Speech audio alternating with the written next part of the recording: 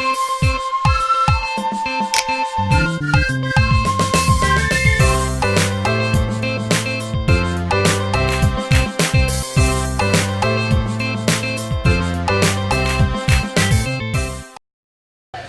to the show. This is your girl Farica, and I want to say that today is the day that we've interviewed Dr. Cornel West.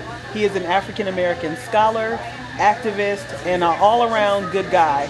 We talked to him about his feelings about the presidential election, his support for Bernie Sanders, and it's just going to be a great day. So I can't wait for you to check that out.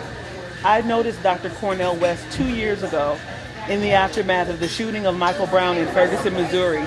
He went to the town, he went to Ferguson and stood alongside all of the protesters there and protested the bad relationships between police and community.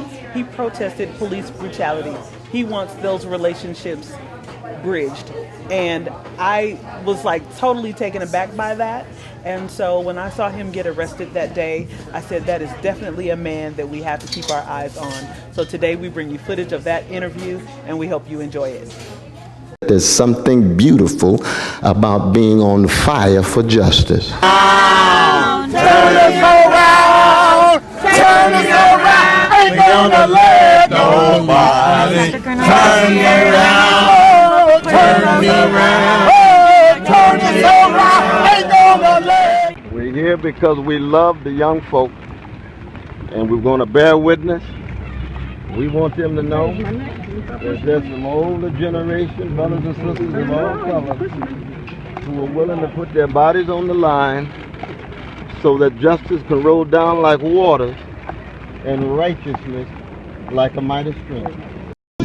Describe the phrase age of Ferguson. The age of Ferguson means you have young people who straighten their backs up. They're willing to break the back of fear by standing up for justice. And for so long we've had people who are afraid, intimidated, and scared. Be able to look the police in the face and say, we know you're human. We want you to be accountable. If we do something to you, we need to be accountable. If you do something to us, we need to be accountable. So as human beings, we should be able to relate, but we want accountability. Once you're able to move in that kind of direction zone, then you've got the real possibility to struggle for justice. Is in your opinion, are the feminist movement and the LGBT struggle connected to the black, or not the black, but the racial justice and equality movement, and if so, how? Oh, it always has been. You think of towering figures like Audre Lorde, James Baldwin, you think of Alain Locke, you think of even Billie Holiday, probably the greatest of all the jazz singers alongside Sarah Vaughan in terms of bisexuality. It's always been a part of our movement. Now it's becoming explicit rather than being implicit. In the same way, what are our churches without so many of our brothers on the organ, on the piano, gay orientation, spiritually rich, magnificent in what they have to contribute. So in that sense, it's just a matter of something that has been implicit becoming explicit. What's the difference between Black Lives Matter, the organization, and Black Lives Matter, the movement? Well, one is, I think it started on the ground, really, with organizing, first with Trayvon Martin, but especially in Ferguson, and people who went to jail over and over and over and over again. A lot of the young people who went to jail no longer even talked about when we talk about Black Lives Matter movement, because Black Lives Matter movement has been highly visible individuals. But that's a beautiful thing, but there's always going to be some, we need to always acknowledge ones on the street who are sacrificed, who are being crushed and they bounce back, versus the more middle class articulators of a movement on television in various kind of spectacle contexts.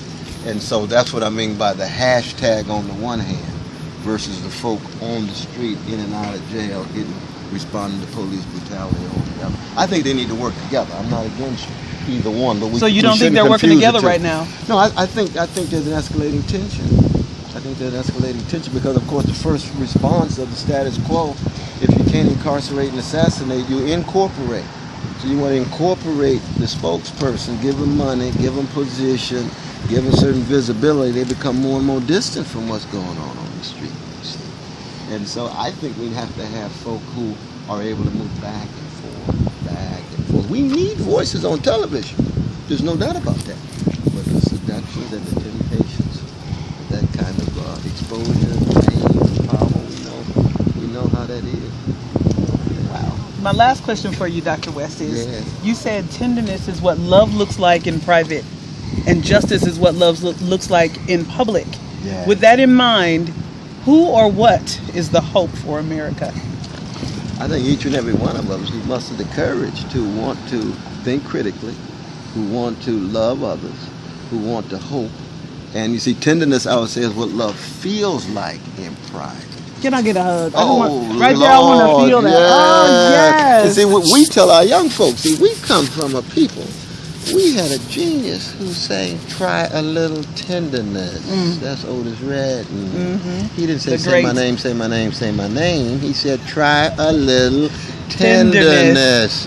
That's the empowerment. That's the caring and the nurturing of the soul. And the soul is, in fact, connected to body. These days, we got too many young folk. All they got is bodies. Yeah.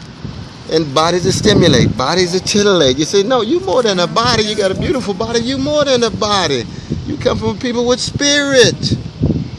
That's what we got to keep alive. You got to find joy in serving others. You got to find joy in being willing to make sacrifices and take a risk. A lot of people tell you, "Oh, Brother West, it must be so lonely and marginal. You're trying to speak the truth." I don't have the full truth, but I'm having a good time. I'm having a great time.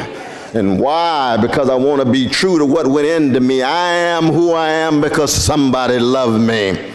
Somebody cared for me. Somebody attended to me. I can't even conceive of what it's like to make my move from womb to tomb without my mother Irene, without my father Clifton, without my brother Clifton and my sisters Cynthia and Cheryl and my Shiloh Baptist church folk and Reverend Willie P. Cook and Deacon Hinton and Sarah Ray, my Sunday school teacher and my vacation Bible school teacher. That's a love train. That's a love train. Oh, yes, it is. Yes, it is. You all were kind enough to have John Coltrane playing. Did I hear some John Coltrane in here? I said, my God, I heard a little of my favorite things, or maybe Love Supreme, or maybe a little Giant Steps, or Impressions, or Expressions, or Ascension. That's the same love train. Oh, yes. And of course, love is all about what? Learning how to die in order to learn how to live. You can't really engage in love unless you're willing to give something up, be vulnerable, take a risk, make that leap of faith. And I come out of that love train that the Isley Brothers sing about in their caravan of love. We're out here in Grinnell today. We were listening to just a fascinating speech given by Dr. Cornel West here at Grinnell College. He's speaking on behalf of his and giving his support to Bernie Sanders' presidential campaign. And the man is fascinating. Dr. Cornel West is absolutely fascinating. I'm here with Susan and with Aaron, and we're completely speechless. I don't know what to say, but I do know I'm changed, and I'm going to follow Dr. West right back to Des Moines, and we're going to hear what else he has to say later on this weekend. Thank you for joining us on this episode of the show, and we will see you soon. Get ready. Here we come.